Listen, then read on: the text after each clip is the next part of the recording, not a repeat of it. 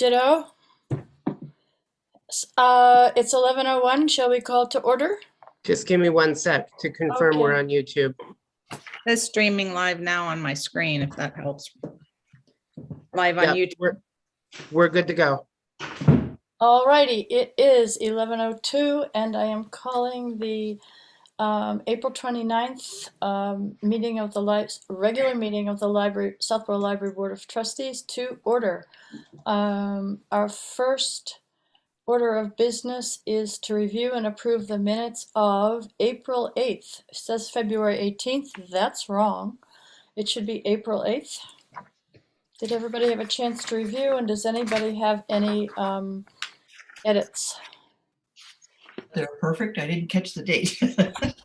April 8th. Duh, sorry. So I to would make clarify, the Go ahead. February date was on the agenda. Right, So it which doesn't was require an amendment. wrong. Yeah, and then Mr. Ekberg, the kind man that he is, gave me some edits for the minutes. So the one that I sent out earlier this week, I Mhm, did send out a slightly revised one. mhm. So that one was in the packet that I sent out yesterday afternoon. So the revised minutes are what we're going off of today.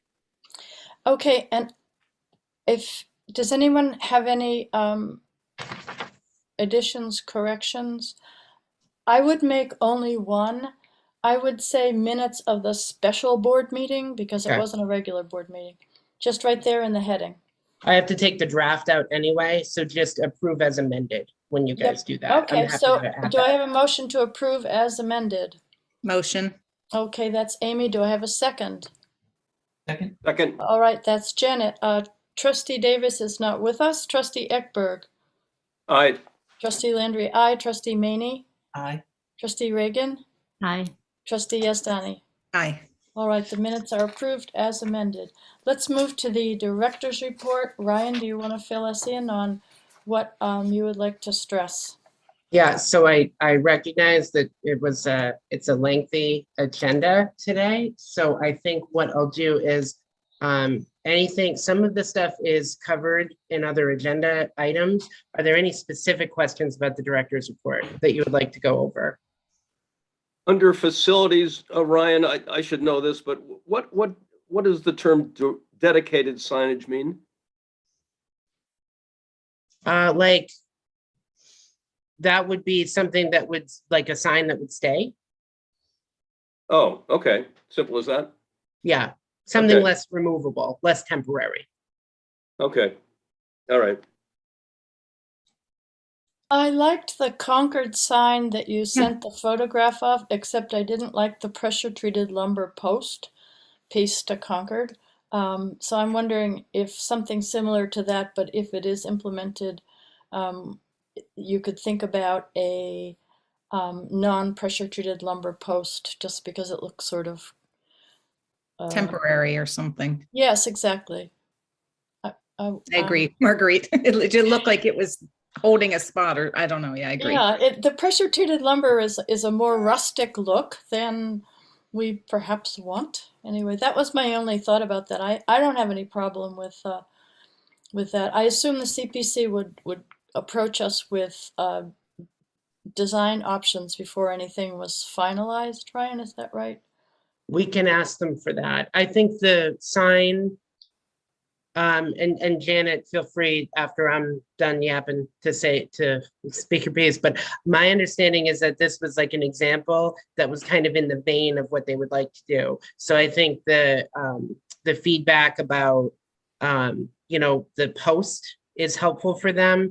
And then, if there's if there's specific things that you're looking for with the sign, you can feel free to send me the feedback. If you want to look at a draft of a sign before it goes up, I can relay that as well. I think it'd be good to see the final thing before it goes up in front of the library.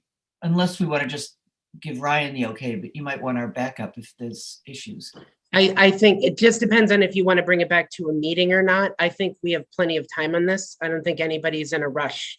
We still are doing the last change order for the roof. So the project's, in a logistic sense, is still not completed. I think that, a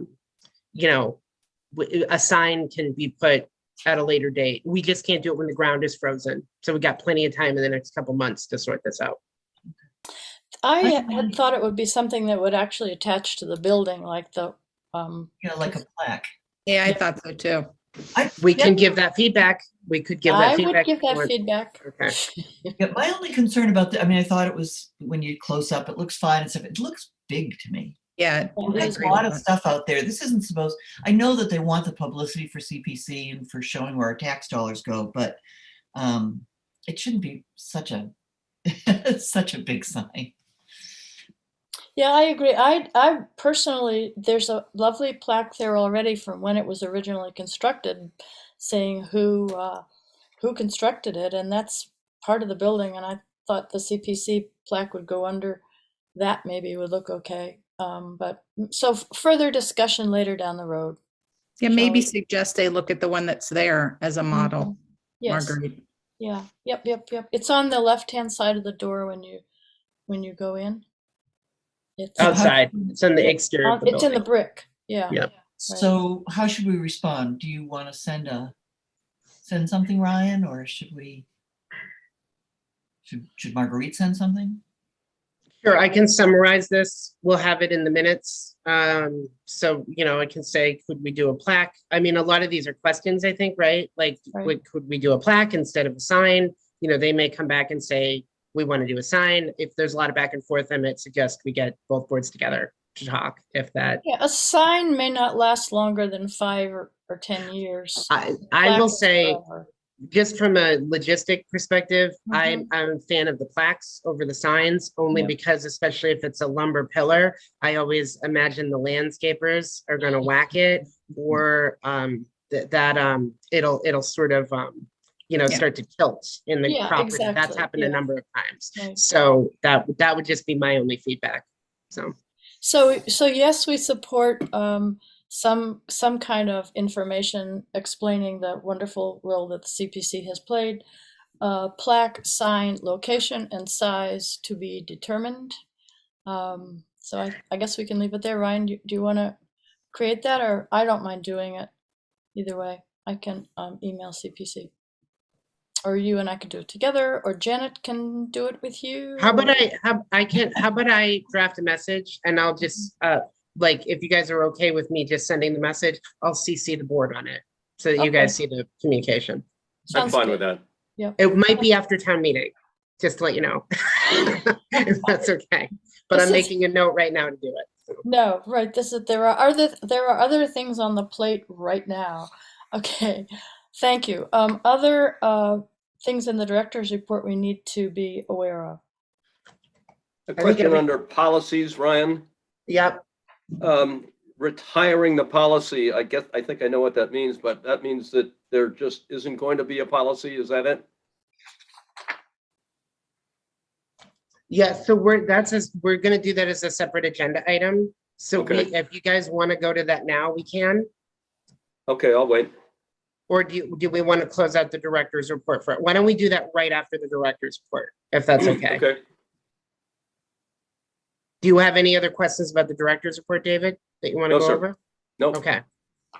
Marguerite, is that okay? Do you want to, Yes, I see 2 items in the director's report that are going to require further discussion. One is the tutoring policy, and the other one is the grants policy. Both are separate agenda items, Okay, so we so can go let's to those just in hold on. order. Yep, Yeah, all you right. want to do those in order? Since No, they are, actually, I don't think the grant application thing is yeah, it is grant review option and tutoring policy. Let's just do them where they show up in the agenda. How's that? okay. So director's report closed. Okay, done. Look, Any- we got one done, guys. Got 2. Agenda, yeah. I know, because we're moving right along. Does anyone have a hard stop time on this? Around 1 o'clock. 1 o'clock. Okay, we should be able to deal with Gonna that. try to get you done at 12.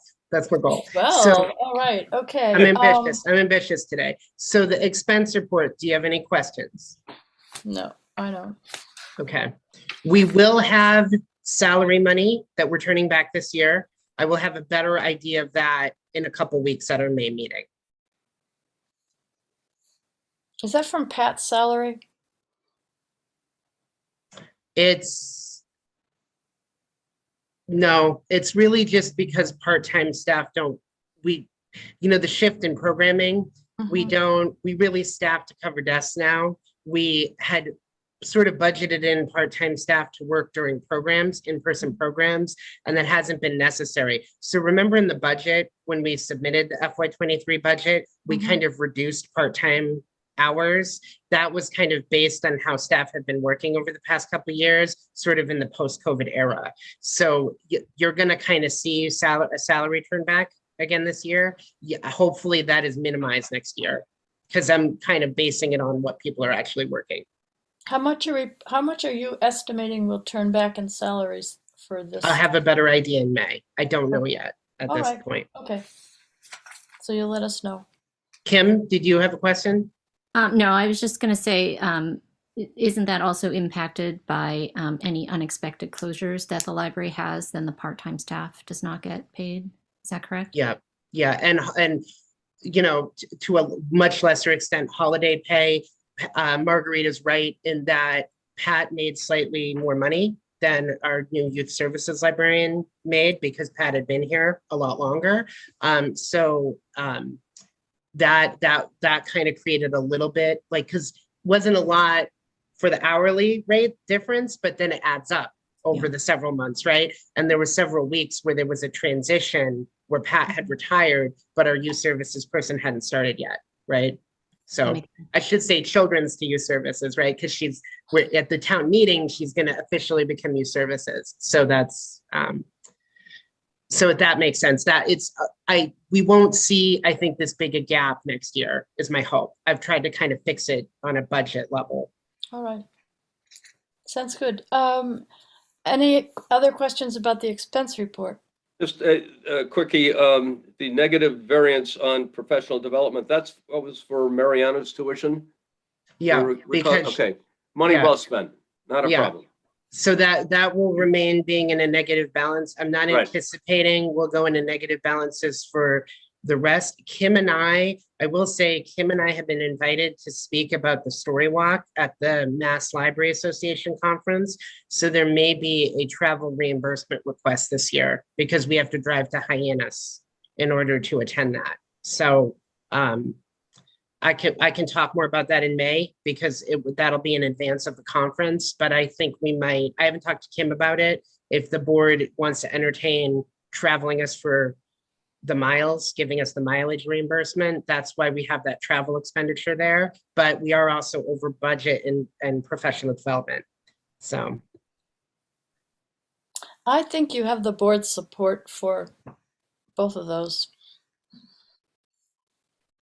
Next month, just to give you a heads up, I will be asking for you guys to take an official vote on utilizing the Mary Fay Fund for books for any materials expenditures that go over the fiscal year. So just as a heads up, I didn't put it on this one because we're still in April, and we meet again in a couple weeks. So I think I've talked to the staff about this after our last meeting. Everybody's kind of on board with the plan. So I wanted to let you guys know that I got the staff on board. We're going to try this out this year. We're going to see how it goes. Okay, well, Mary Fay is there to be used, and if we don't use it, it doesn't get used. So I support. Do you have any idea what the amount would be of the request? I think a couple $100. I'll in July or August, I'll be able to give you an exact amount that we used when we closed out the year. Good. Any questions from the trustees? No. All right. How about Kim and Amy, you tell us whether Staff Appreciation Week was a success or not. It sounds from feedback it was a huge hit. So I hope you all heard the same thing I heard. Yes. I got a very nice thank you note. Yes. And thank you all for participating. And is there any feedback for next year? I assume we're going to keep doing it. Everybody seemed really happy with it. They would like another week next year. Yes. Or month or year. Yeah. So, I think there might be ways to involve, we'll have a little bit more time to look at ways of involving the community. If you guys want this to keep being your event with the staff, and you want to do like a separate community event, I mean, I'm looking at maybe doing some sort of community engagement event over the summer for the staff and having a proposal, but I just haven't had time to put anything together yet. So we can talk more about it. We got a year now, right? But I think everybody, you got a lot of smiles. You had a Yeah. lot of happy staff nice. members. So Good. I mean, I can't thank you guys enough. I think it was really successful is my feedback. Yeah, Nicely it done was all around. fantastic, yeah. I'd like to capture what people liked and didn't like so that we can move forward with. Yeah, I've asked them to let me know, and some of the key staff that are there to kind of listen and feedback, just give us anonymous feedback, so to speak. Because I don't think anybody wants to say, well, I really didn't like this part of your appreciation week. So, so Right, but everything takes some time. It's nice to have it work, great, exactly. The plants were fabulous. Yeah, that was so nice of the friends. Oh, they were so beautiful. And it was like a birthday party 5 days in a row. Right. It just had that lovely vibe. They seemed to like the change, not having breakfast every day, which was nice, having something different. So that worked Right. out. Right. I appreciate all your help. So does Kim, I know. Oh, well, you guys were fantastic. I think you've started a tradition that's a vast improvement over a Christmas party. And I hope that it keeps going for a long, long, long time, because it was really, You mean really the great. library's former non-denominational holiday party? Oh, yes, the holiday party, sorry. Okay. I'm going to say Jane and I appreciated the fact that we were just left to do what we wanted for the breakfast. That we didn't- Yeah. that that we could just come up with our own ideas and things. I really And the don't think there raffle was a lot of baskets were negative great, feedback. yeah. I don't think there was a lot of people didn't like. I think everybody felt appreciated. I think you got your message across, and it was really lovely. Yeah, I can't thank you guys enough. I think the trustees had a good time participating as well. So there we are. So great, bravo, bravo, wonderful. Candidates night, Ryan. Most of you were there. I think it was successful. We had 43 people in the house, our biggest in-person adult event. I think there's a lot of things that we'll look at for next year, maybe some ground rules for participation and questions. It was unfortunate that not all the candidates have joined us, but as I told Betsy and Marguerite the morning of, I'm actually surprised that we don't have this come up on more than 1 year. I agree. I know Kim mentioned earlier, 43 doesn't sound like a lot of people, but for a library that has mostly been empty in the back, and with the groups that we've been having, we're lucky if we clear 10 people. That 43 was a lot for me, I'll say. It felt very full, and candidates night can feel very crowded at that point when we set up that many chairs and they're all kind of being utilized. So I do joke, I don't know if anybody else noticed this, nobody sat in the front row. So we set it very close to the tables on purpose because no one ever does that. So it'll be filmed. It was filmed by Southborough Access Media, and then hopefully the video will be available soon in advance of the election for everybody who couldn't attend or didn't feel comfortable. But I think it was successful. I'm glad we had Betsy on board to help organize. David was very helpful in meeting with us and helping us iron out some of the logistics. Thank you to everybody who attended. Thank you everybody who provided food. Again, this was a successful event because of the trustees. So thank you. Successful because of Betsy too. She Amen. really, do you think I would love to give her sort of an informal thank you, something for that. Can I say that if I give something to Betsy, it is from all the trustees, just a small remembering thing. Nothing expensive. I'd be happy to contribute, Marguerite. So I we can really talk think we should, offline. because she did Yeah. all the mailing, all the contacting, Yeah, all the logistics. She really knocked herself out. So yes, something that way. And I thank will you also to, participate. I will participate also. yeah, thank you. Good.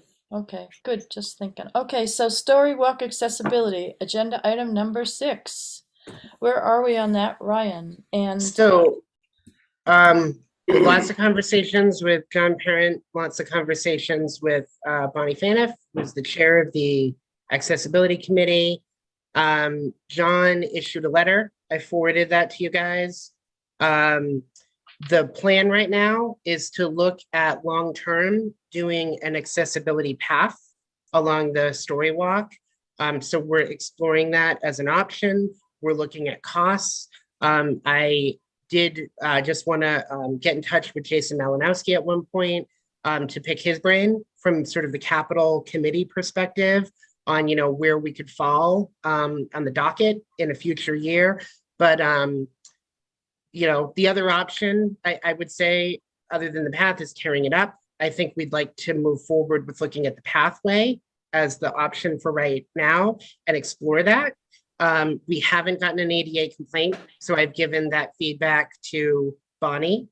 I've also had conversations with the Commonwealth's Architectural Access Board about doing what's called an AAB variance, which is what you do when something can't meet accessibility standards. So I've educated myself a lot on this. I keep calling it my accessibility deep dive on ADA.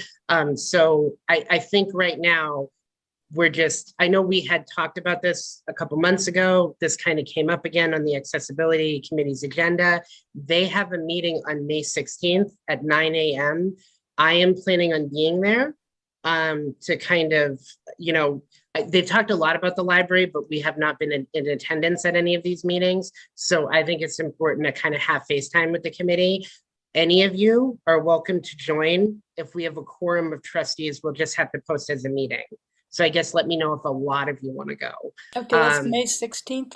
It's May 16th. It's a Monday morning. It's an in-person meeting at 9 a.m. at Porterville, which is the senior center. So I know some of you can't attend based on that time and the fact that it's in person. So don't feel obligated to go to this. I can also summarize your discussion today and let them know. We may put this on our agenda in the future just to touch base about it. I may report, I think our next meeting is that Friday, if we follow the third Friday scheme. So I could report on the meeting to anybody who can't attend on the 20th.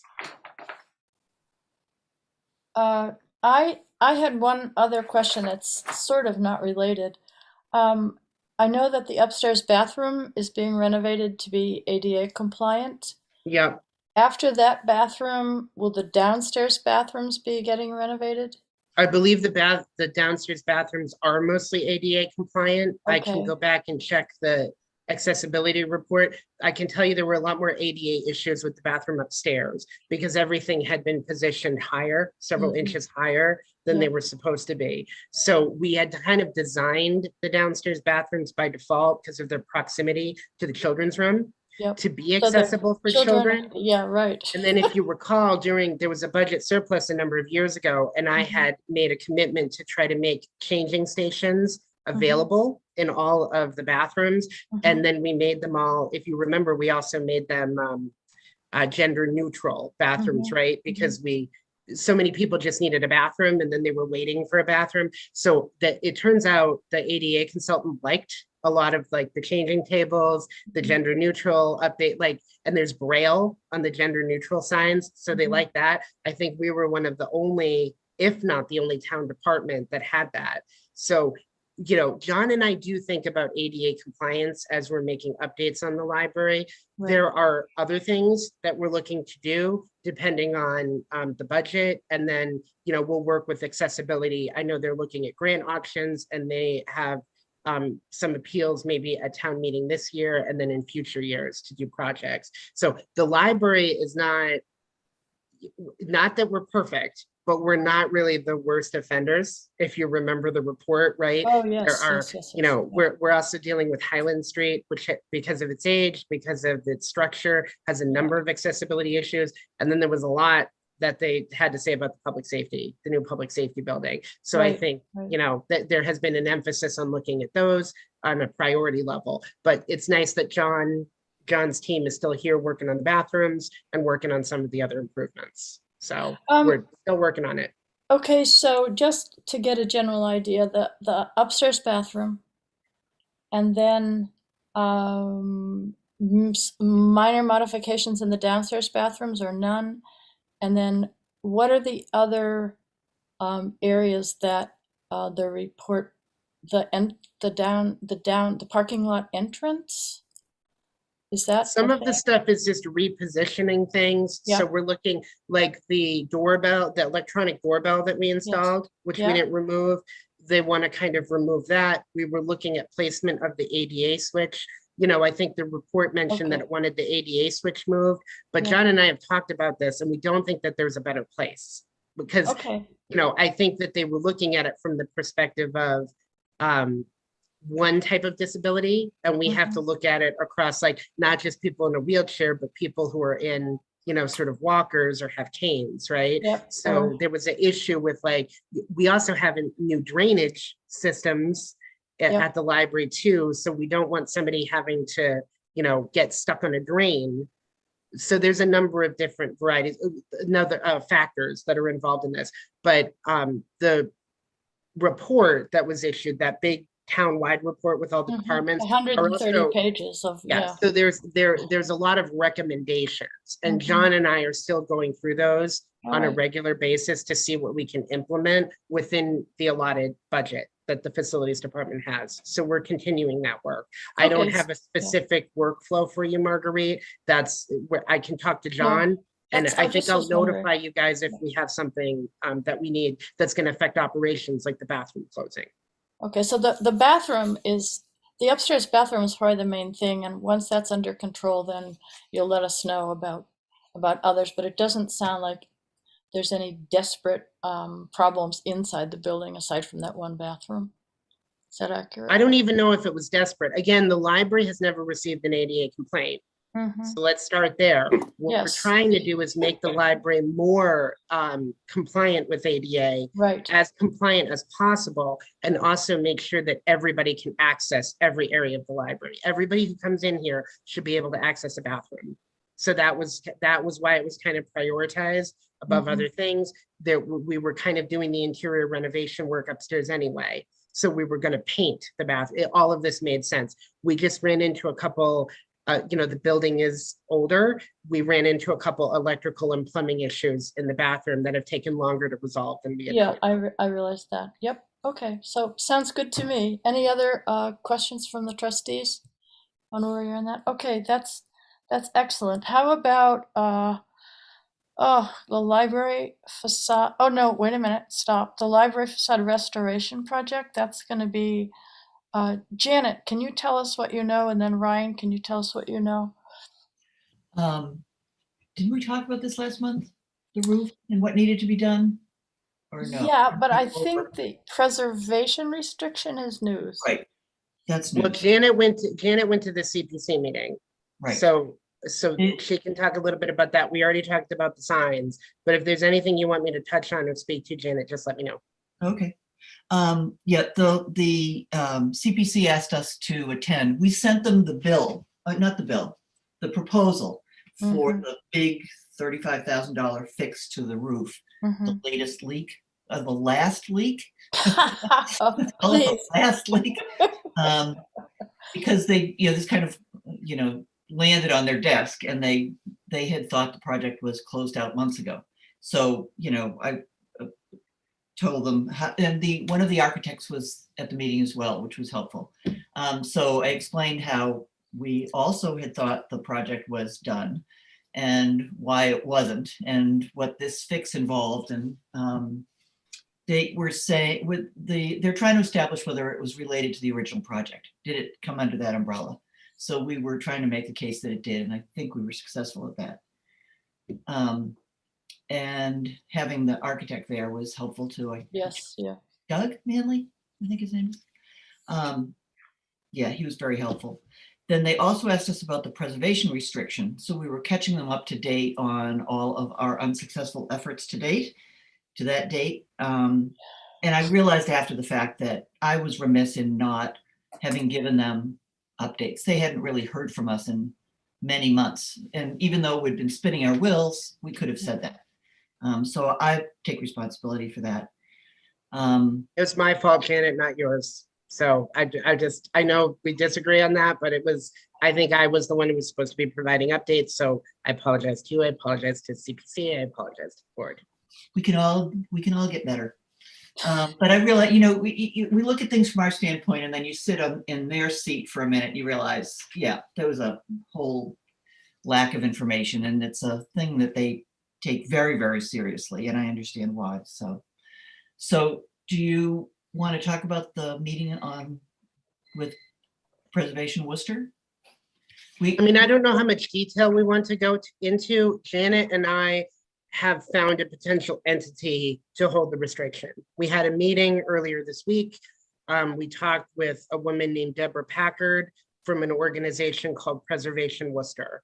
So the meeting was very productive. They are in the process of moving to a new office in Worcester. So that she was kind of focused on that. She also had pneumonia, the poor woman, and she still met with us. So we told her, that we should have a longer conversation when she's feeling better. There was a lot of information in there that I think was positive. I don't know that we have anything we really want to report yet, other than we met with her and that we're going to continue having the conversation. If you guys have any questions you want us to answer, we're still in sort of, I would say, the initial conversation phase with them.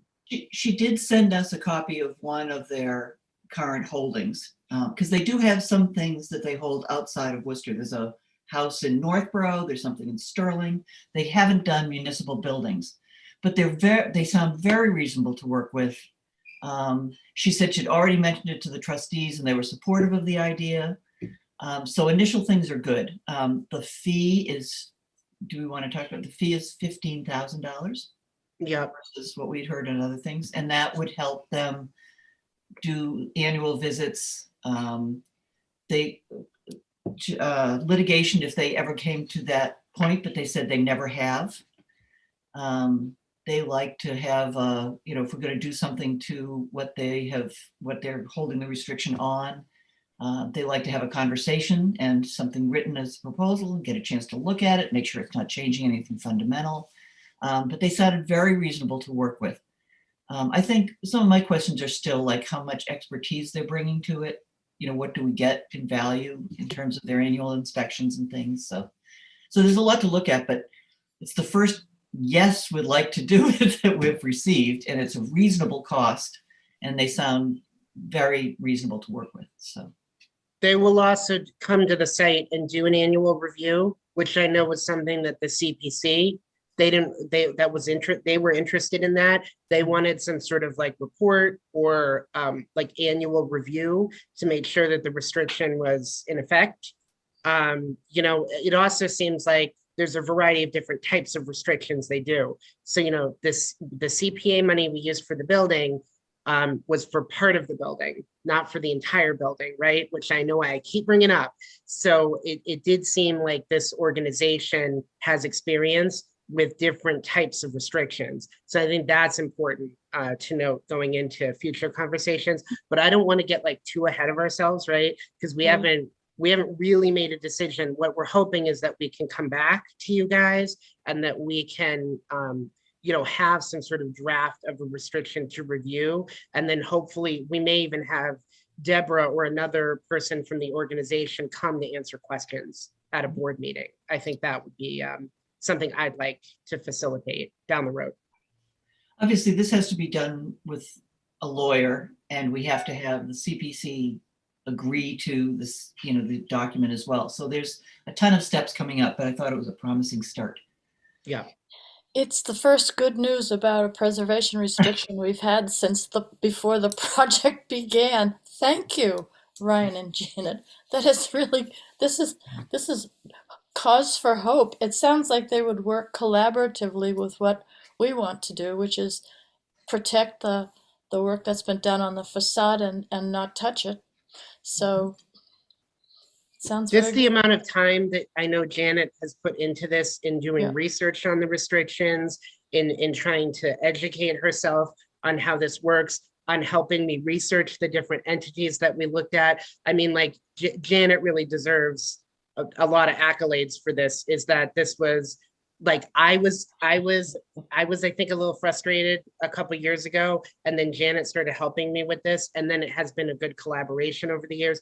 It took us 2 years to find one group that we might be able to work with. I know, So that gives you a, it's been like a yeah. part-time job, so Yeah. thank you, Janet. Thank you, Janet, and thank you, Ryan.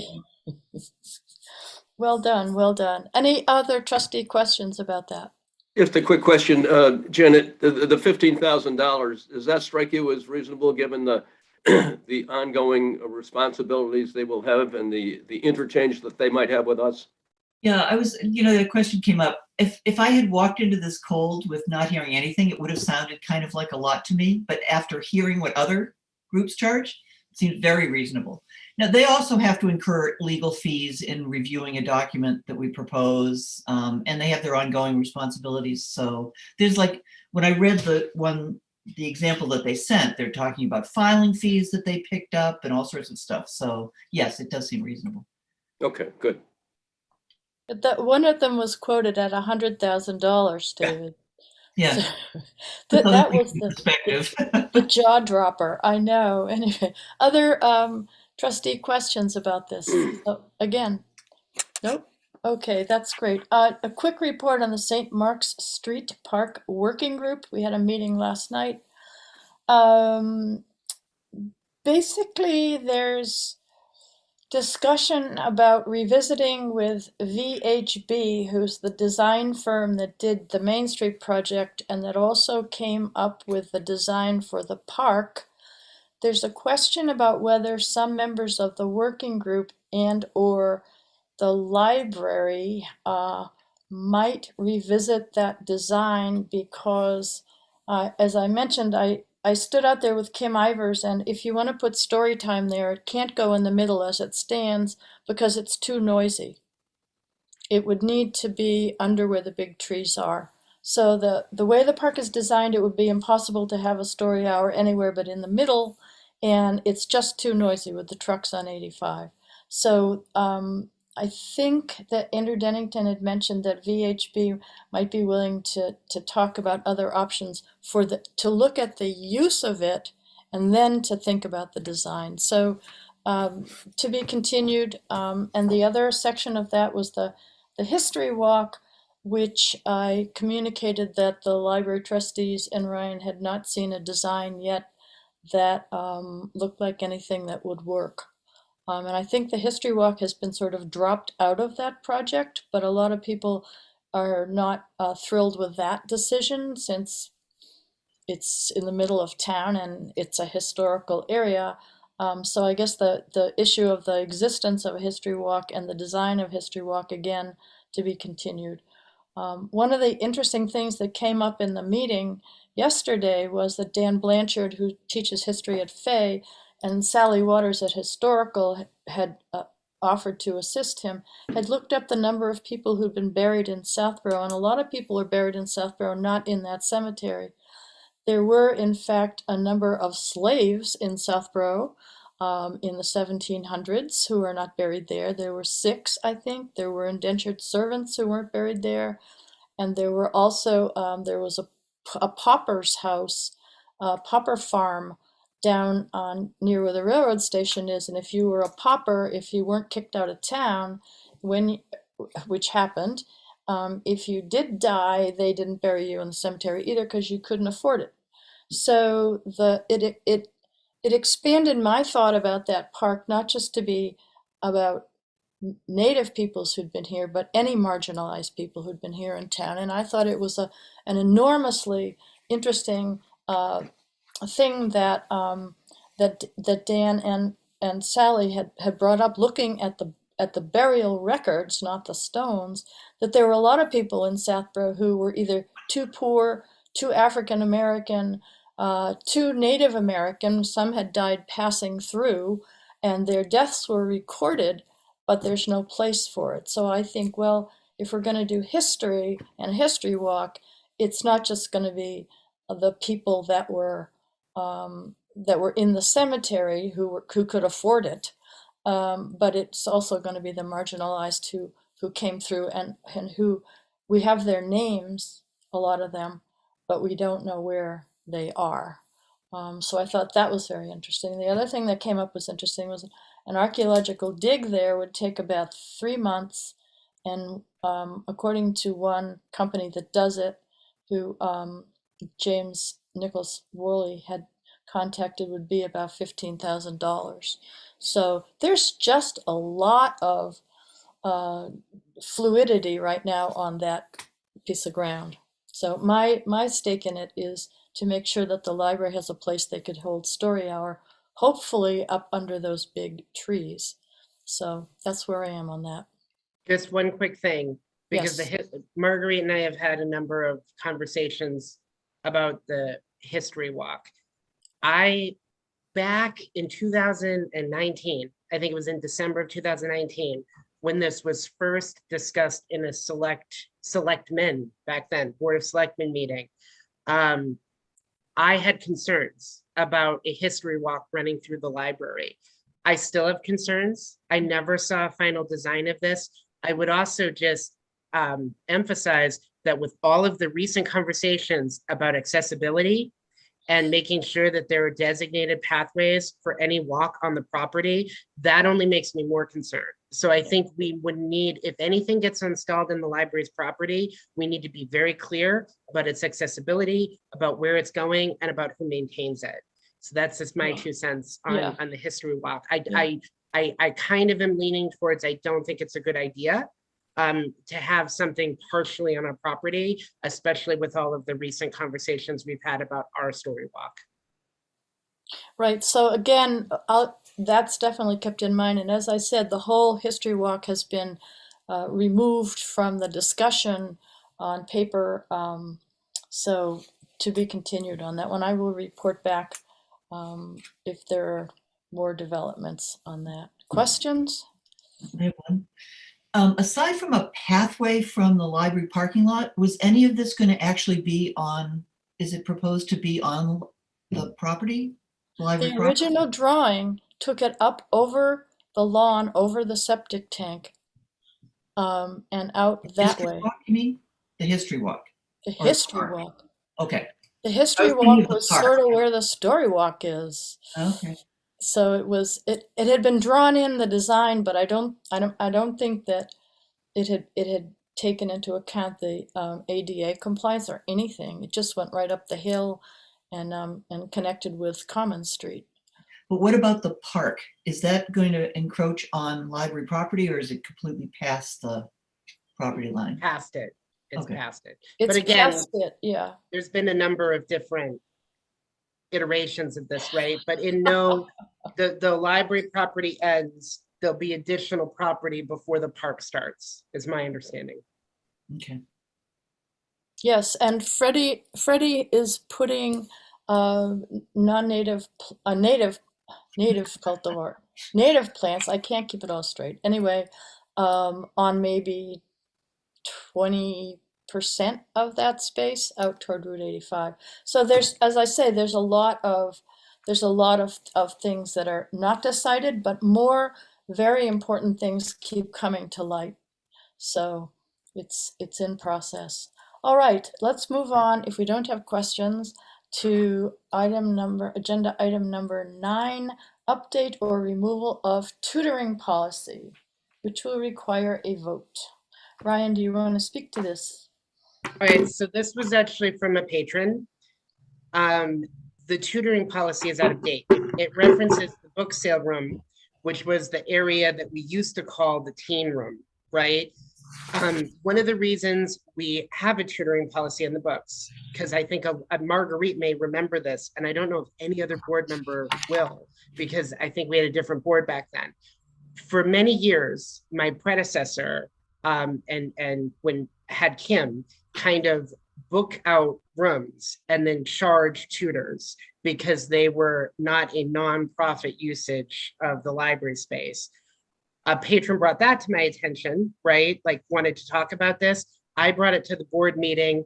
The board then decided to discontinue charging tutors for use of the space. Yeah, it was something like $10 a pop. It was $5 per visit. So what Yeah. happened was a lot of the tutors would charge an additional $5 and say the library is making you pay $5 extra for this. So the optics of it were not good. You know, to me, my philosophy was the library is an open public space. If people can find usage of it, and as long as they're not disrupting other people are quietly working, I don't think we have a problem. The tutoring policy was kind of put in place to say, hey, we're not charging you anymore. These are designated times. This is a designated space that you could use to tutor. We have tutors who have resumed using the space since we've opened over COVID. We have not had a problem with any of the tutors utilizing the public space. I think we're not going to have a problem. My current, I guess, recommendation would be, I don't think we need to have a policy in place. I think we just say the space is available. We do not have private tutoring space. We are looking at places we can refer users to use if that's what they prefer. Brian, can you describe like where in the library that most of the tutoring happens? Is it in the upstairs room or like in the children's room? So I would say on rare occasions, tutors will use the back tables in the children's room to tutor. Sometimes that's if there's like a program going on upstairs, for example, but I would say primarily where the tutors are meeting is in the main floor stacks. So it's upstairs. It's in an after school period. So that is part of Kim and I have Kim and I, we talk about this, and Kim Ivers and I, Kim Regan. So Kim Ivers and I have kind of been, keeping an eye on the tutors. And we try not to book programs in the main floor space after school, specifically so that it doesn't disrupt any tutoring space.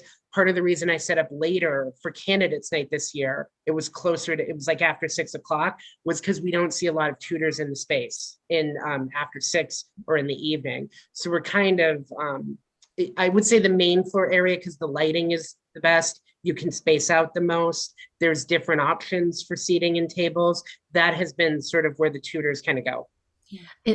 Does anyone tutor in the teen room at all? Or is that even an option? It could be an option if people wanted to tutor. That hasn't been where people are going. Okay. Just my general thoughts on this. I know I think it's great that there haven't been any issues with the tutoring and that it could be pretty fluid for that to happen. I guess my only thought is, it's not a problem until there's a problem. So, I mean, I think the spots you mentioned, like the upstairs main area and kind of the back tables in the children's room, those are still very, I guess, public spots. I guess I would worry a little more about the teen room if we don't have like staff in there keeping an eye on things. Yeah, that was a thought. So, because that could just get a little bit isolated. So just, potential issues that might crop up. I mean, my gut, and I'm interested in hearing everyone else's thoughts on this, is that, I would rather see a revised tutoring policy that still incorporates some of the helpful things in here by just basically stating that, the tutoring is agreed upon between the student and the tutor, and, the library is not involved in that. I think just simple guidelines on where within the library, what if a day comes where, you've got 20 tutors coming in and everyone's kind of fighting over space. Do we need to have a policy for how you guys can handle that?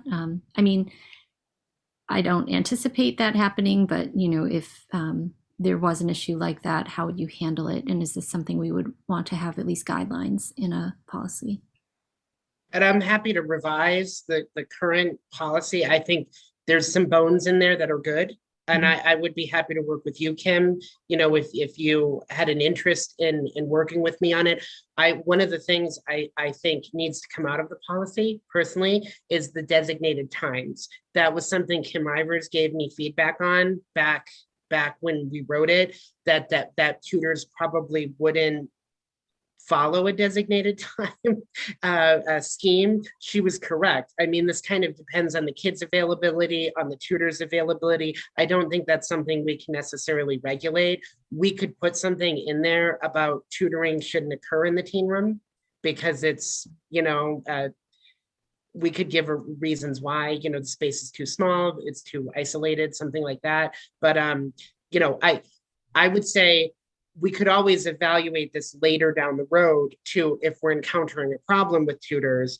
but it might be good to also take a proactive approach. I'm letting you guys know, a patron brought to my attention that the current policy doesn't make any sense. It's referencing rooms that don't exist in the library anymore. Mhm. And we actually have a couple of policies that need, like, I would say, slight revisions, especially ones that say library director and children's librarian, because now we have either the assistant director or the youth services person, right? So some of it is this quick language change. The tutoring policy stuff, I think, was a little bit more systemic. That's why I think it's worth having a conversation. Yeah, I mean, I don't really have any specific, I guess, details that I would want to impart in there other than what you said about like keeping some of the bones, but then it's mostly, making sure that you guys, I guess, put forth what you're comfortable with and can manage is my main concern.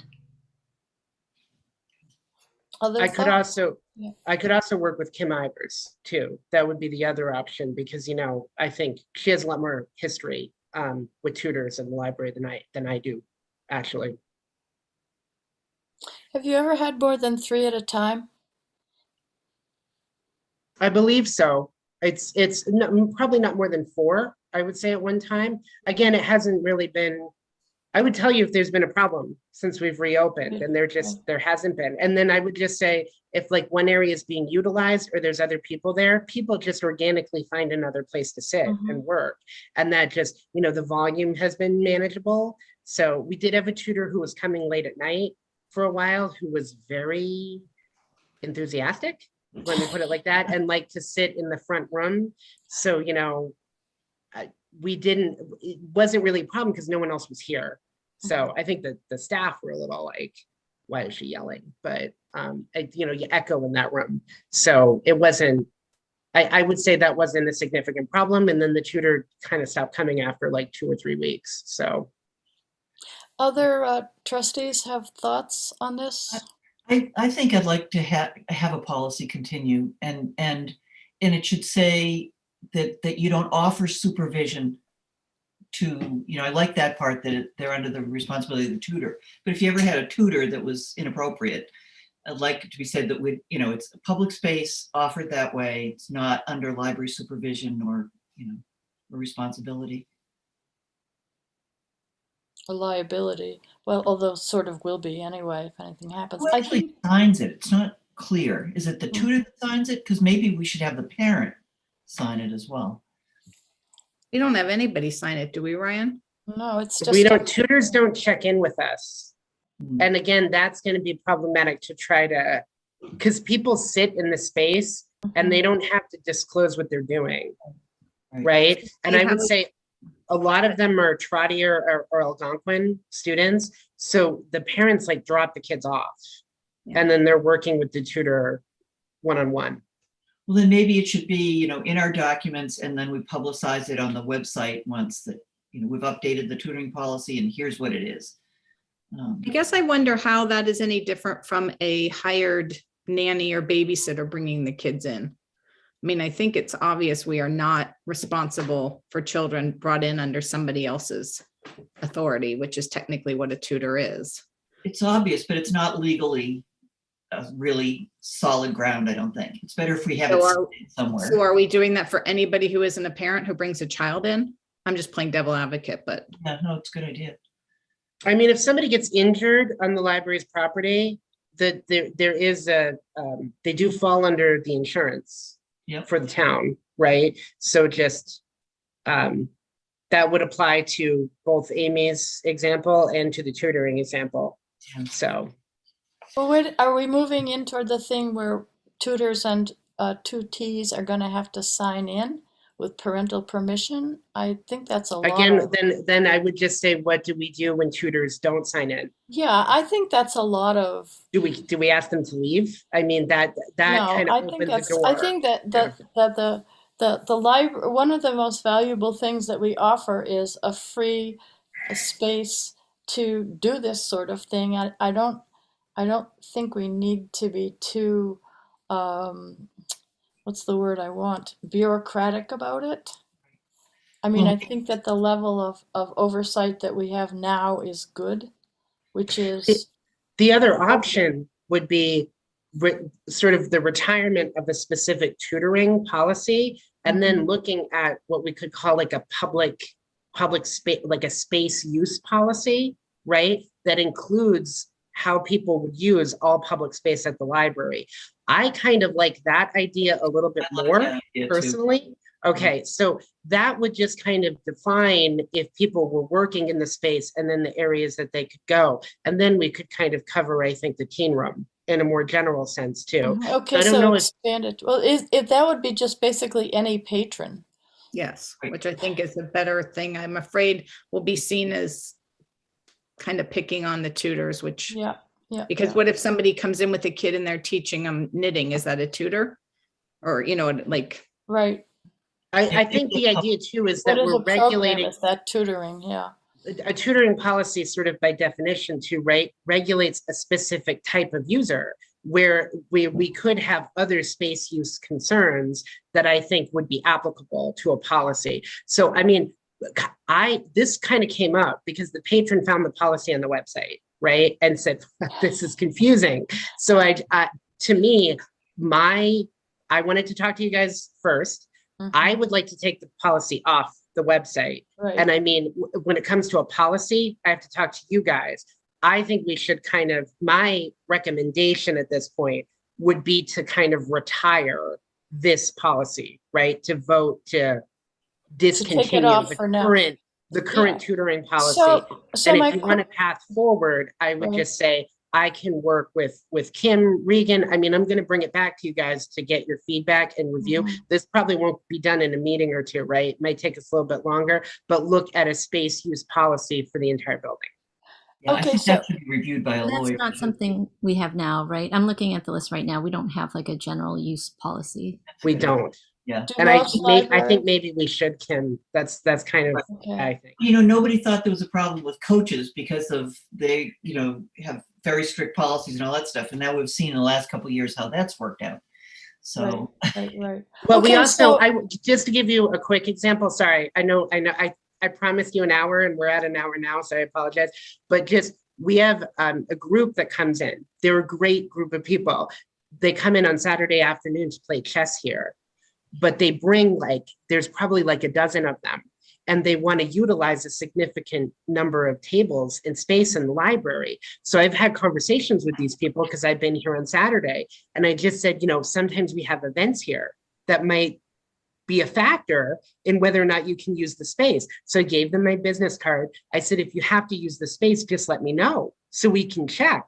And if we had a space use policy, this would be something that we could advertise, we could have on our website, and then it would just make sense, you know, that if you want to utilize the space for something like, you know, a small chess group, that you know what the process is. Because these people weren't breaking a rule. They didn't know that we sometimes do programs in that area. So, I mean, I've established a relationship with them and now they check in before they come. So they wanted to come in the morning on Saturday, for example, and Kim has the Skyrise Theater program. So we just found they're going to work in the children's room, which makes sense. So, you know, it's just a matter of, I think, clarifying for patrons what the options on space are and then what they can utilize. Okay, now, in the interest of time, can I suggest that we vote right now to remove or not remove, or to make invalid the current tutoring policy, and that as the next part of this is that we ask Ryan and Kim Ivers to draft a space use policy and look at it at a meeting in the future? Is Sure. everybody okay with that? That makes Because sense. it's now noon and we still have 5 extremely major things to go through. So I'm just gonna, okay, I will make a motion that we withdraw the current tutoring policy from use. second, Okay, Marguerite moved, Janet seconded. Okay, Trustee Davis not here. Trustee Ekberg, Aye. Trustee Landry, aye. Trustee Maney, aye. Trustee Reagan, I Trustee Yazdani. Aye. Okay, the motion passes, so we'll remove that, and Ryan and Kim Ivers will wait to hear from you next time. Now we have coming up agenda item number 10, which is grant review options, which it's an issue that we've sort of been dealing with. Do we need a policy in place to review grants that involve the library? Yes or no? Do we need some kind of what's the word I want? Mechanism whereby the library trustees would be aware of grants and that are coming from organizations that are not the library, so that we are understanding how we are being involved and impacted in these grants. Yes. I don't think we should be put on a grant without knowing it or agreeing to it.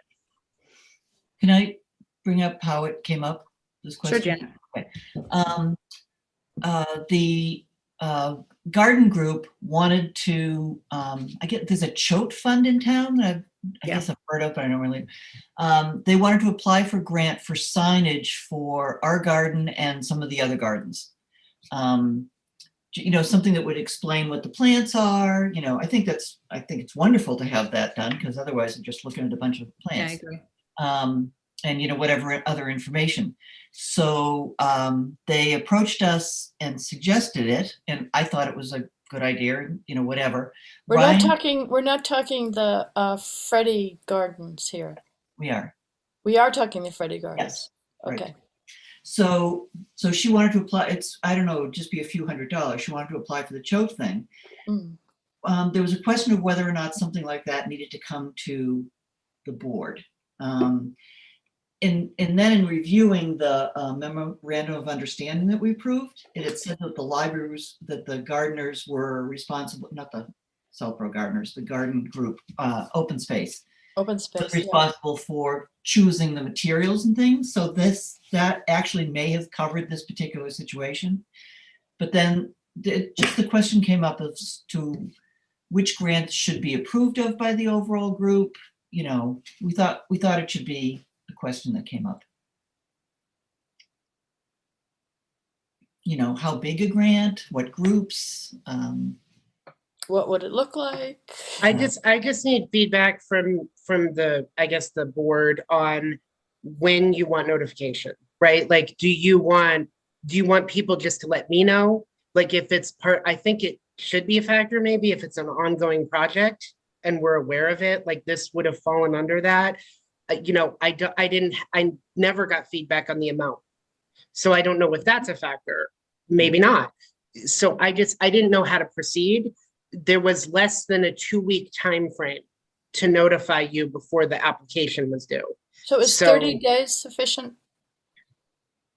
Do you think 30 days is sufficient time? I'm going to stop talking so you guys can decide what you want to do. I just need to know what you decide so that I can advise other people of, do I need to notify the trustees? Do you guys have to discuss it in a meeting? Do you want to delegate me to be the person to coordinate with people writing grants? Right. I just didn't know what to say. So.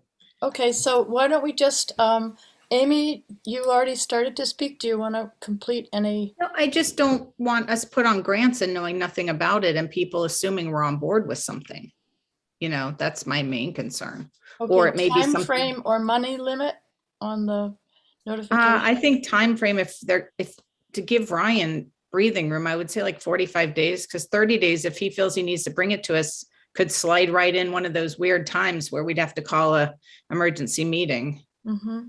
But I don't have a lot of experience. I mean, I work in grants, but that's not asking a lot of people. You generally, but everybody. No, would you put any cash, any funding, any limits, up to, from 0 to whatever the top is, or would you have smaller grants not require being submitted? Well, again, it just depends. I mean, I think I'd still like Ryan to be aware of them, because I don't know.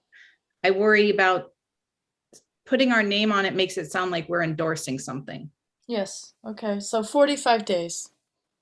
Other people may have other opinion. I'm just trying to make it so that if we I'm interested to hear what everyone has to say. Okay, David, how about you? Yeah, I'm happy to have it treated informationally. Ryan should be informed, and he can inform the board. And I don't know that we need to get involved in dollar amounts. So I'm happy to trust Ryan as the arbiter of these. And Okay. I think as long as he keeps us informed, we're in good shape. Okay. A time limit, days? I think Amy's point is good. 45 days. That'll All give right. us everybody a chance to be informed. All right.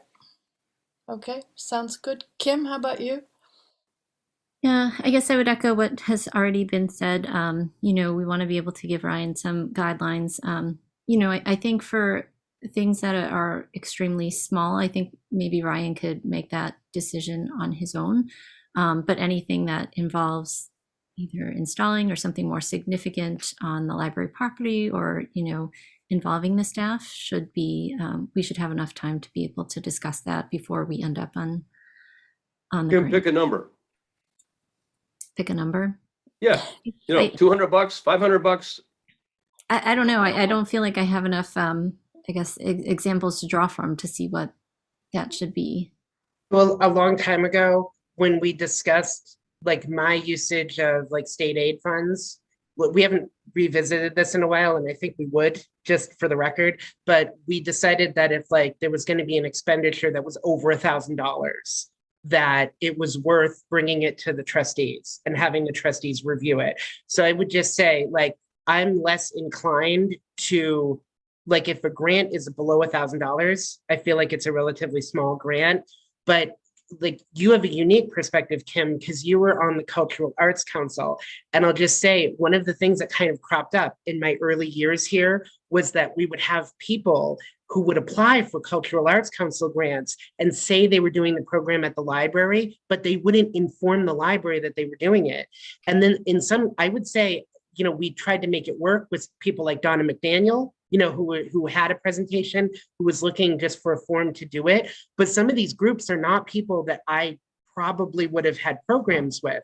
And I started asking people if they would inform the library before. And I made it kind of, you know, a standard practice is that don't apply on behalf of the library without asking the library if you want your program in the first place. So that is part of, I think, where I'm at. And I'm going to shut up now. Yeah, no, from no, the Arts Council perspective, people had to have a confirmed location for their event to even be considered for one of those grants. But I guess just to give another example, like if someone was doing some sort of arts grant and say the amount was under 1,000, but the just say for a weird example, like just say that the installation would be painting all of the library's windows to make a it's like that would be probably under $1,000, but it's like, is that something we would want to happen? Because it's, you know, so I guess for me, it's not necessarily just dollar amount, but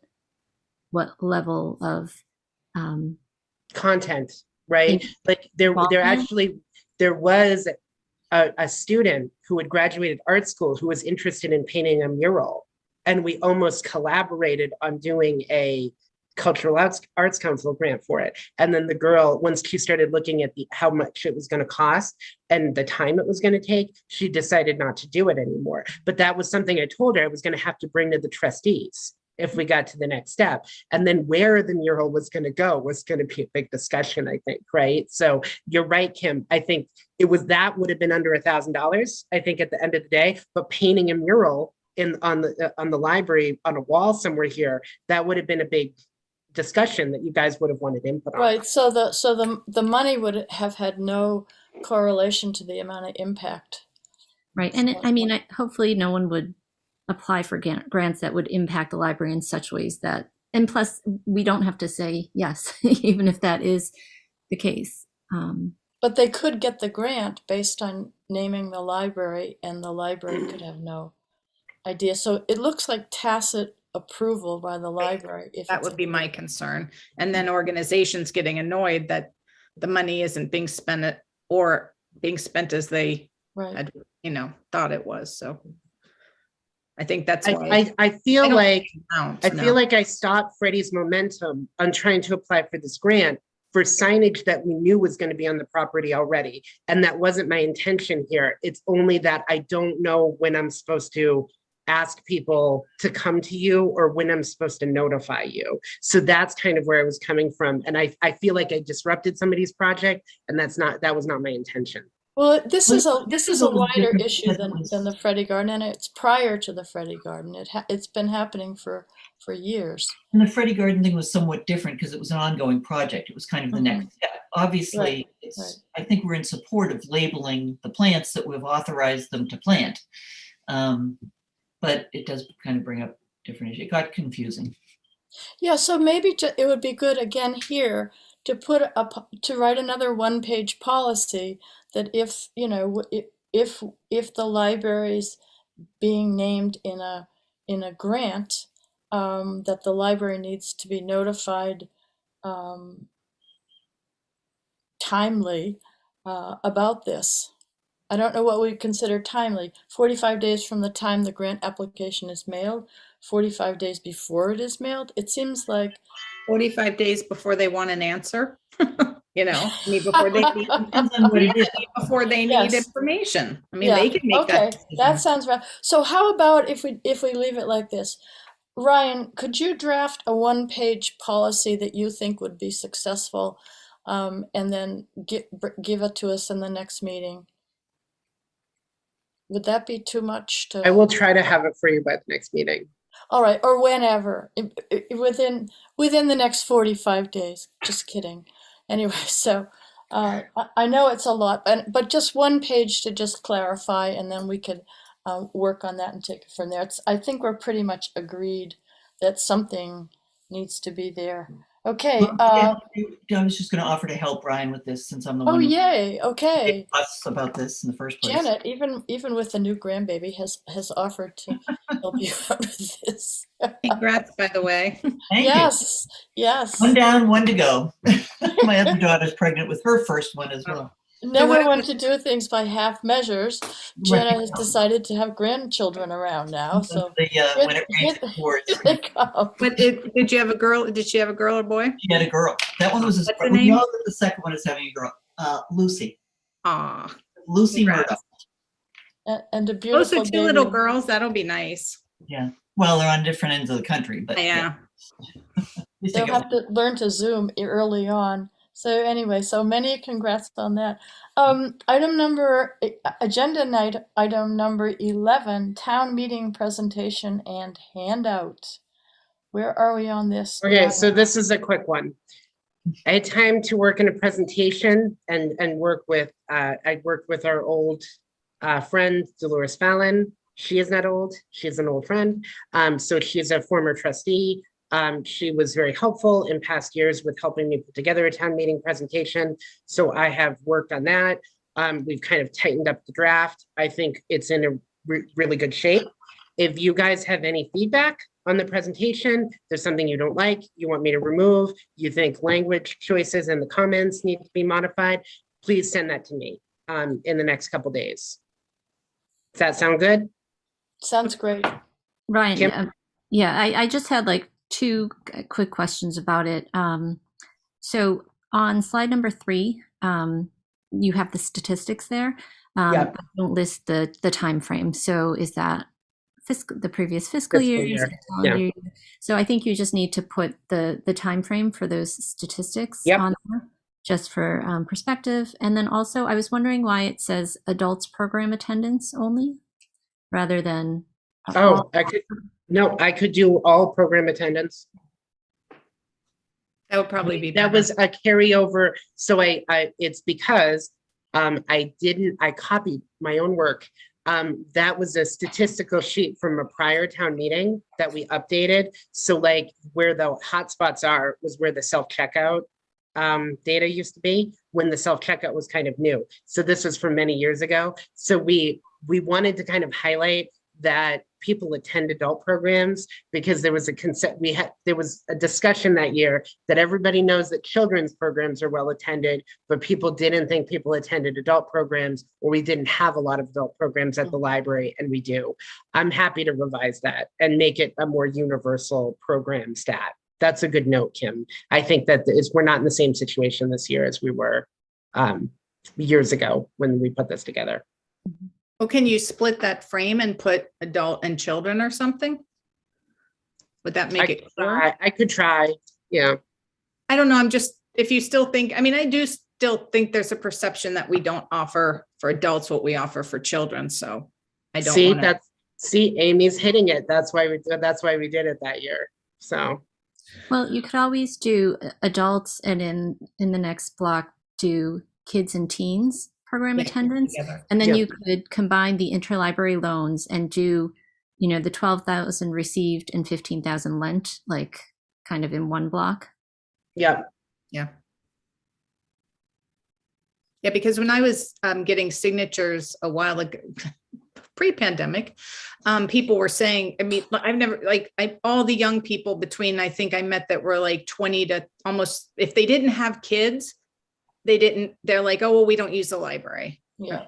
And so, you know, I'd spiel onto why they should, but I think knowing there's more there would be good for adults. I think it was also a conception that like adults are our audience at a town meeting, right? So we Right. wanted people at a town meeting perspective to know that there was something there for the library. But this is still a good note. I think if we're reporting on statistics, we should make it a more universal data set.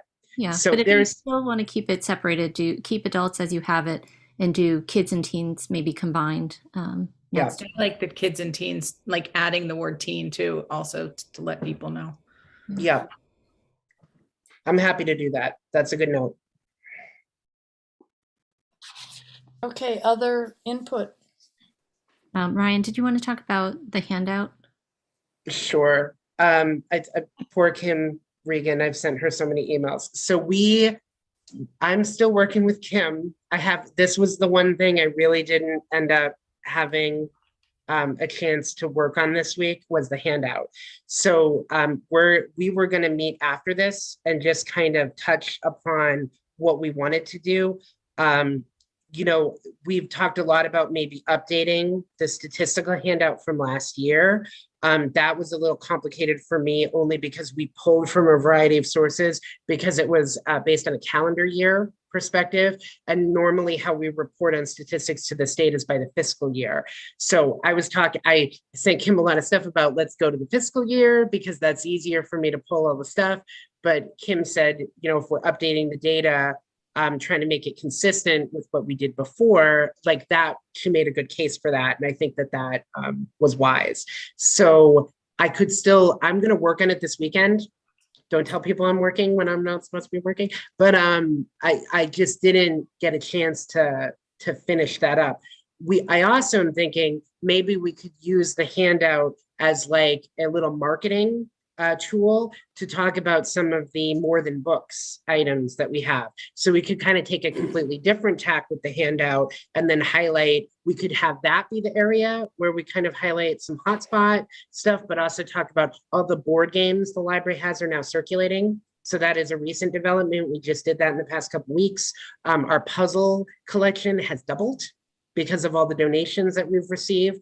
And then, you know, we're making like the chess sets as part of the board games available, but we also have that energy use meter. We're talking about those children activity bags that Kim has had in the children's room for a long time, that like all of this is highlighted on an area on the website. I feel like people still don't know about it. So I think that would be a good target for a handout potentially. Yeah. I think that's good. It's almost, it's not simply saying this is what your tax dollar is doing. It's almost like an ad.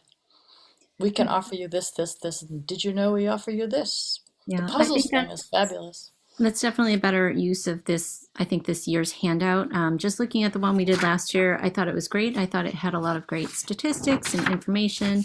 But at the same time, 2020 was really kind of a weird year, and that handout served to kind of showcase everything that still went on despite the library closures and things like that. And at this point, we're getting pretty close to town meeting, and I just don't want anyone to race to pull numbers. I mean, you have statistics in the presentation. Like, I think that is good enough. I don't think anyone sitting there at town meeting is going to care about, you know, how many checkouts of a specific thing happened last year. You know, I think that the handout is better used to publish our hours, how they change in the summer, to have, you know, contact information for you, Kim, and also to add Mariana as the teen librarian there. And also just to showcase, like you mentioned, Ryan, that museum passes might be a better thing to promote again this year. And then all of that stuff you mentioned that Mariana has on the More Than Books page. I'd rather focus on that than trying to pull statistics that might not mean that much to residents. And you're already presenting it anyways, so it doesn't make sense to kind of do that in two places. Yeah, and one of the shifts I think now is to young adults that don't have children yet, how to get them into the library. And I think something like hotspots and puzzles might do that better than statistics. As a path forward, if the board is okay with me continuing to work with Kim, you know, I can send you some drafts of some handouts that I come up with, Kim. And when you get a chance, you can take a look. You're right that we don't have a lot of time. And that was, you know, I was a little behind on all of this. But I'm hoping I can send you a revised slide on the statistics too. My vote would kind of be to add another row, like of stats that we could do, since we're going to use that one slide in the presentation to kind of highlight statistical information, since we're focusing on other things in the handout. So I know it sounds like I'm disorganized. I actually think we're in better shape than I probably appear in this meeting on everything.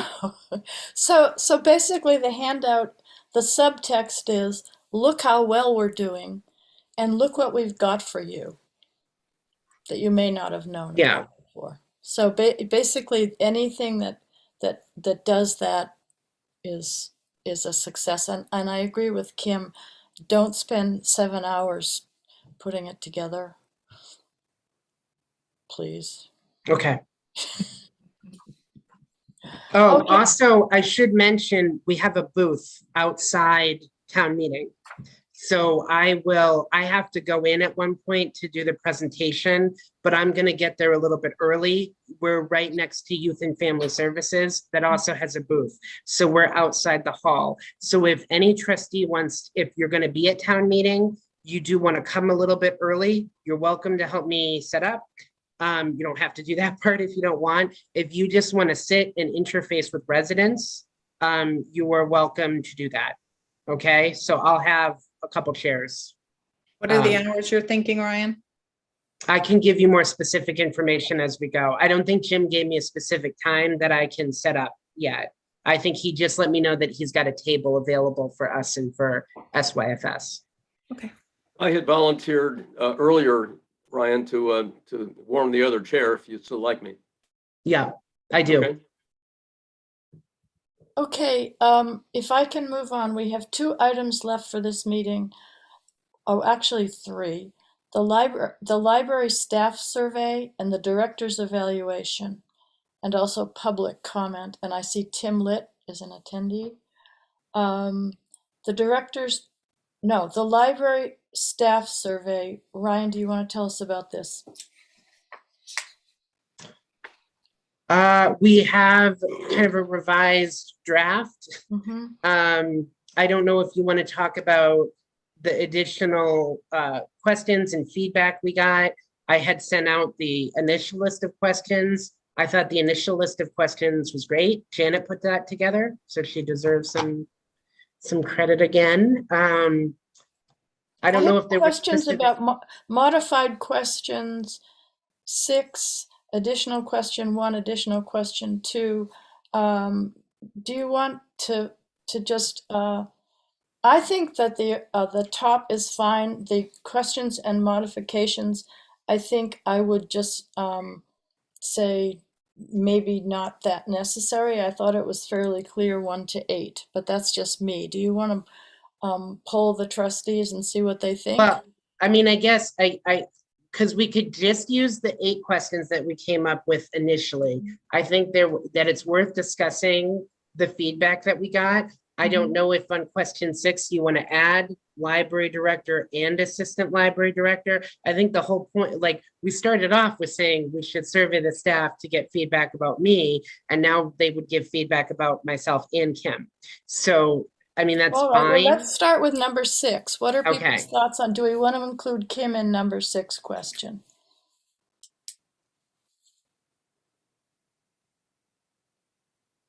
Janet's doing no. Well, because I didn't propose. I think it muddies the water a little bit. And there's a number of places where people can say what they feel or what changes they'd recommend for the overall library. Yep. And I mean, those are the only 2 leadership positions. If we want to try to zero in on the boss, then I'd just put library director. Okay, other thoughts? I think there's value to do both. I mean, that way people can put it's a new position technically for Kim.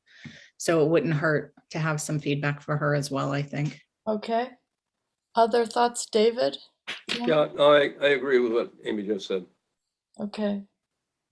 And Kim? Yeah, I can see it both ways. I thought the purpose of this was to provide us with feedback for Ryan, since we have to evaluate Ryan, whereas we do not evaluate as a board. We don't evaluate Kim. So I just wanted to point that out. I do think it's valuable to get feedback on both if we feel that, as Janet mentions, it doesn't muddy the waters for trying to achieve too much. So which would you go with, the modified 6 or the 6? How do you feel? Me? Yeah. I think that I would include the assistant director simply because there might be some data coming in about the assistant director role that would be useful. Okay. That's just my thought. Then we should modify that question. Do you think? Yeah. Yeah.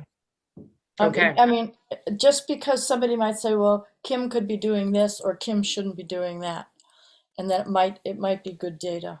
I think Kim Regan's point, though, about how the board does not evaluate Kim's performance, right? It's worth mentioning again, is that you can get feedback on that, but she's not, I have to evaluate her. So. Okay, but I also feel that this staff survey is not just to help us I agree. evaluate you. The staff survey is to find out what the staff thinks about the operation of the library. Can I suggest one change then? Instead of saying /, I'd say or.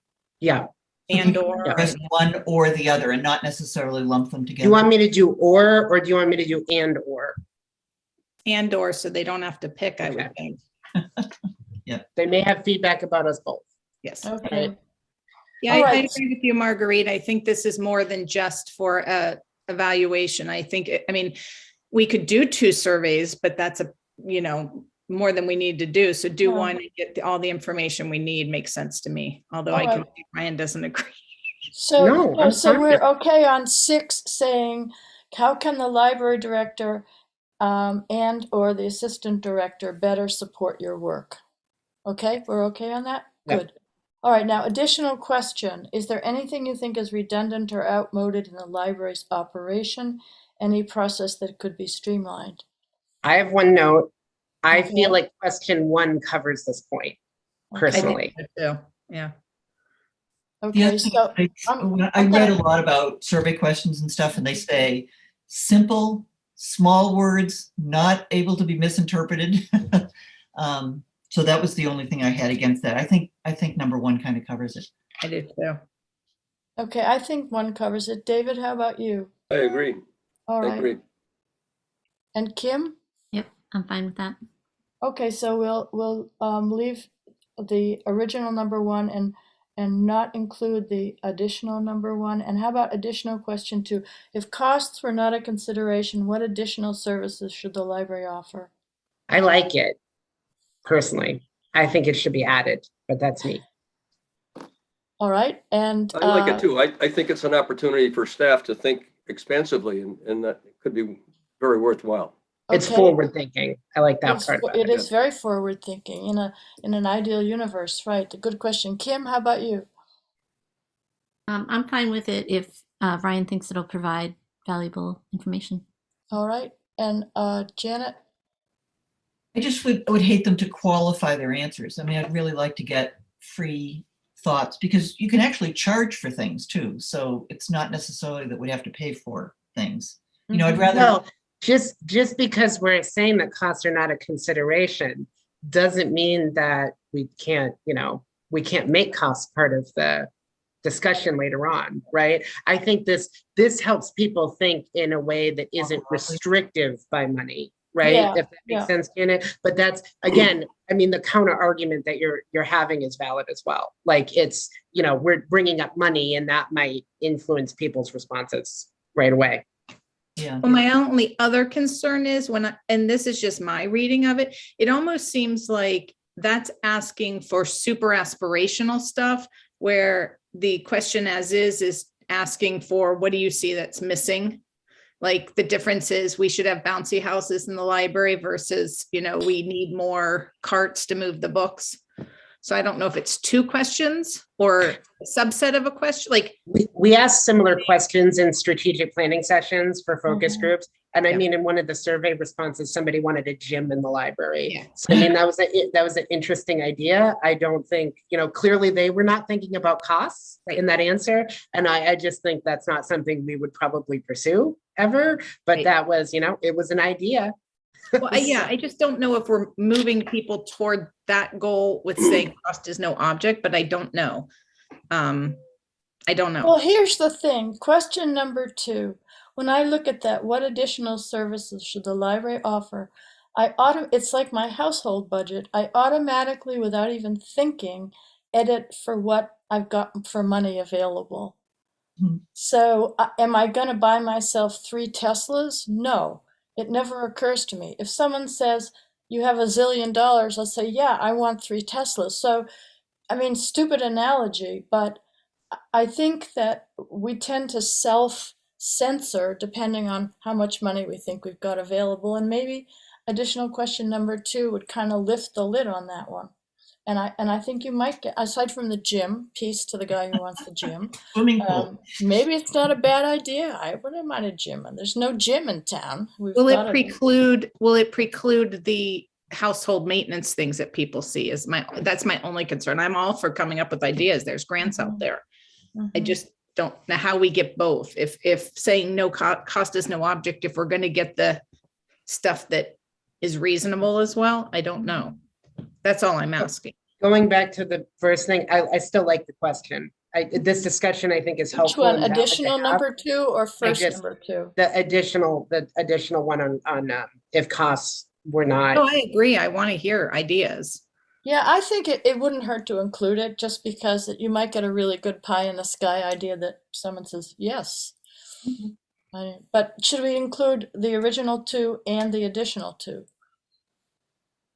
Yeah, could we do an A and B or something like that? Like, how about if costs were not a consideration, as a part 2? Right. That's what I'm thinking. I don't want to get rid of. Yeah, I would keep the original number 2 and I would put the additional number 2 Okay. As like the last question.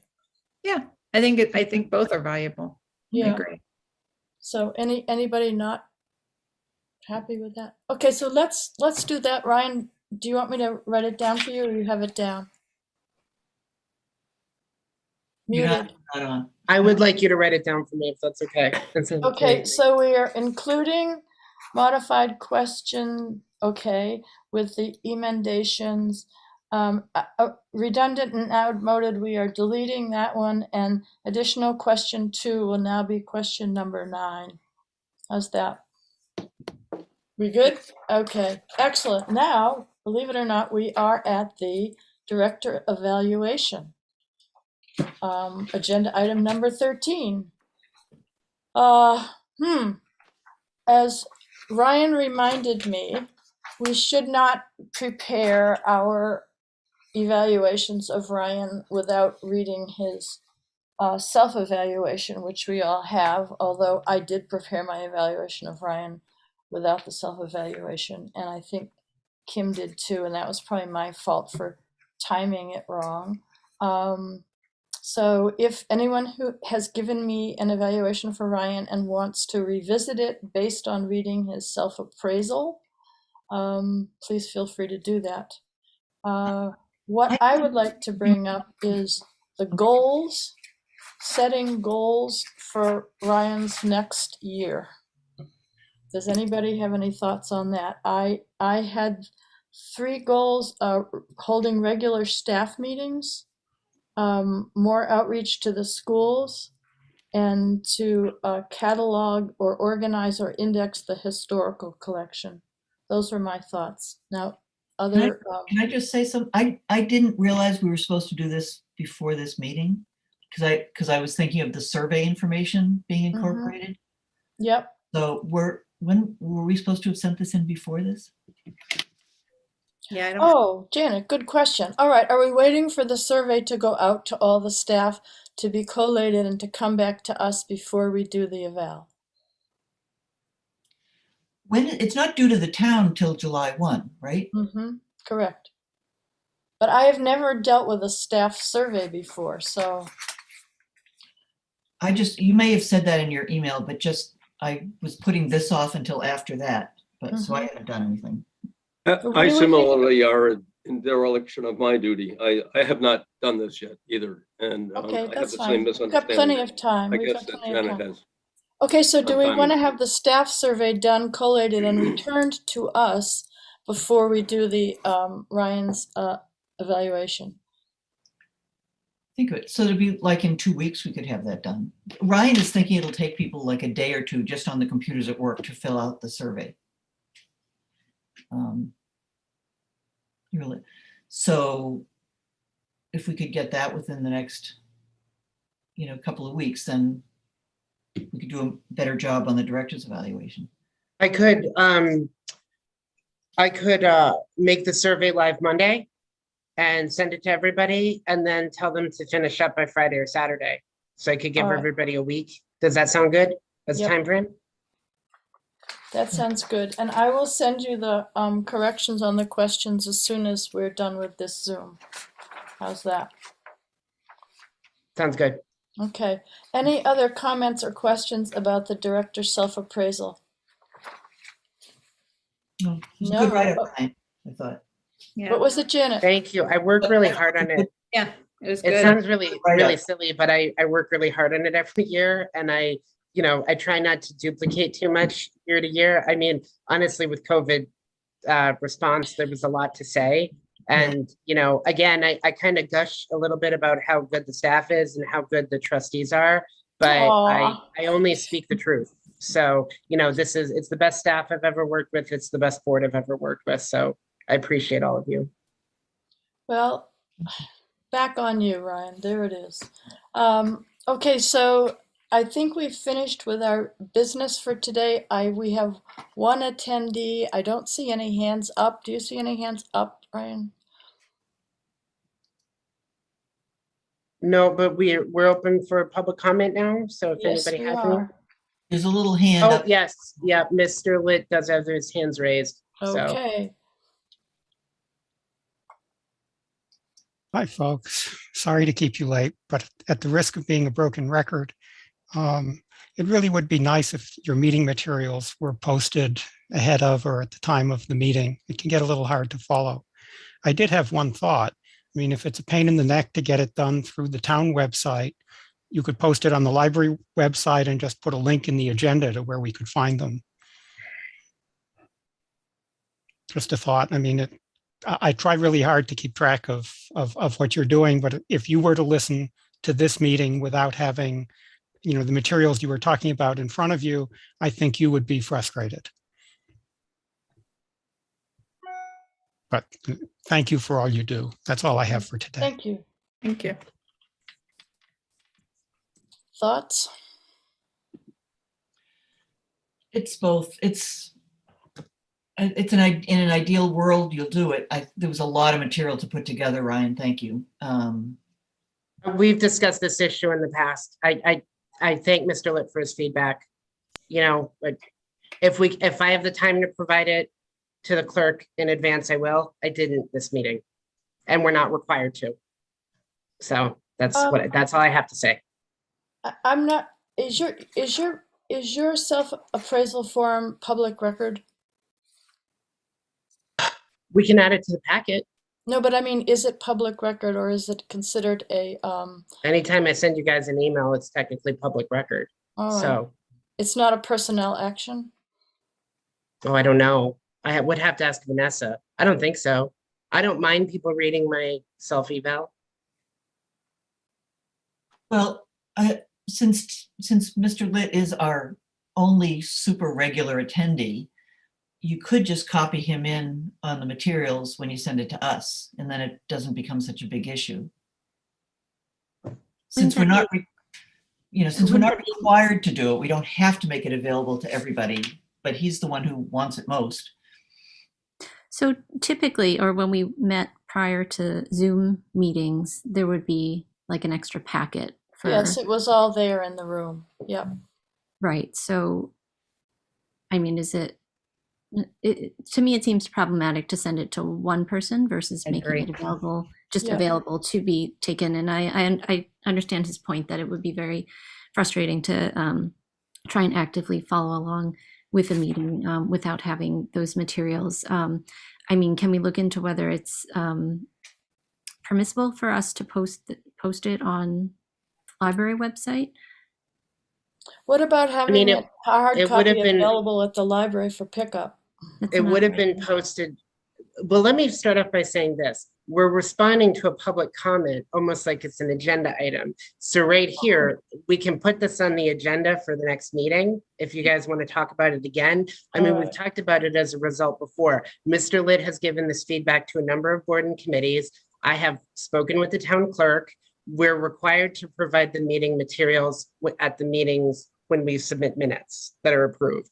The meeting materials do not need to be made in advance. I understand the select board does this. And again, I think I echo that in an ideal world, we could do it. It would have been posted at 4 o'clock yesterday. Does that give somebody enough time to review everything before the meeting? I don't know.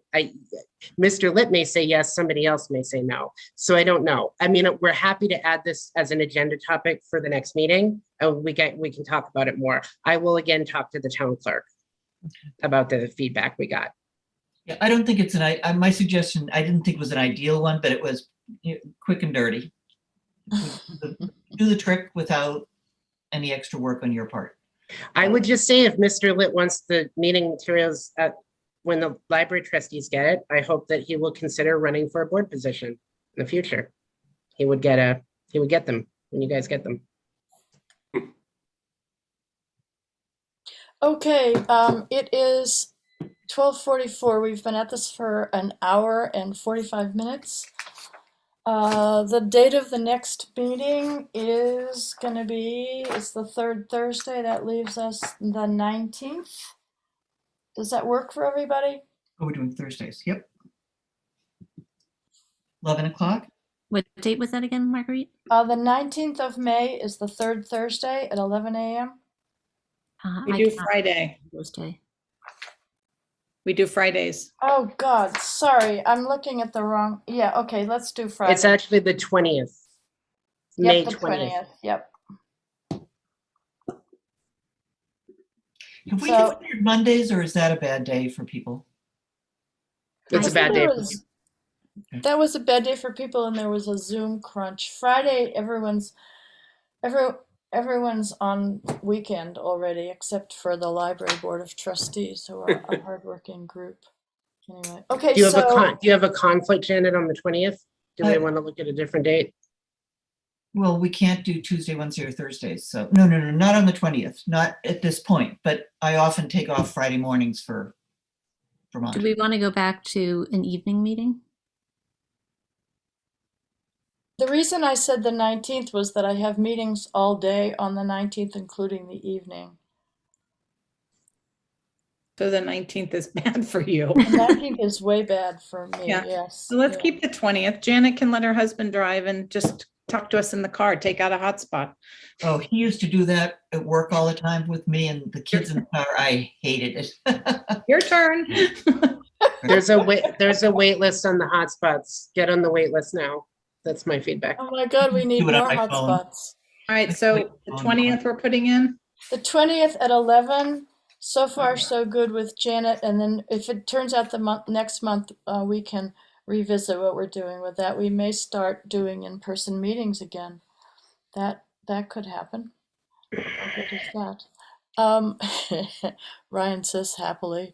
I'm actually in love with Zoom, but there it is. Okay, I am gonna get Ryan the staff survey questions post haste. They should be out to the staff Monday morning. Is that Yep. right? Yep. Yep. Okay, so that's in the works. Okay, do I Did have? we decide the next meeting's on the 20th? Did we decide that? Yes, Okay. Friday the 20th at 11. Okay. Okay, so do I have a motion to adjourn? My motion. Okay, that's Amy, and do I have a second? Second, That let Kim have it. I think that was Kim. Was it Nobody Kim? else wants to end the meeting? That's sad. All right, so we'll do this fast. Trustee Davis is not with us today. Trustee Eckberg, Aye.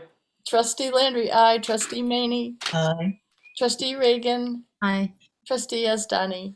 Aye, All right, thanks everybody. Have a great weekend. you too. I'll see you soon.